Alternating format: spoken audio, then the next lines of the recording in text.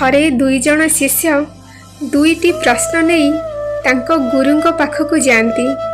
प्रथम शिष्यर प्रश्न थाए, भगवान किए? गुरु उत्तर रे कहती, भगवान हेउछंती सर्वव्यापक, जिए प्रत्येकटी स्थान रे थांती। सी सर्वज्ञ, जहाँ को तुमर अतीत वर्तमान और भविष्यत सबू जଣା थाए। एवं से सर्वशक्तिमान, जहाँ को भितरे ब्रह्मांडर समस्त शक्ति भरी रही थाए। एबे द्वितीय शिष्यर प्रश्न थाए, भगवानकर गुण किपरि होई थाए?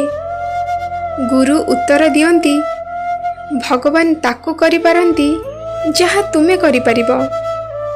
भगवान ताकू भी करि पारंती जहाँ तुमे न करि परिबो। भगवान से सबू को भी करि पारंती जहाँ तुमे केबे भाभी भी नथिबो।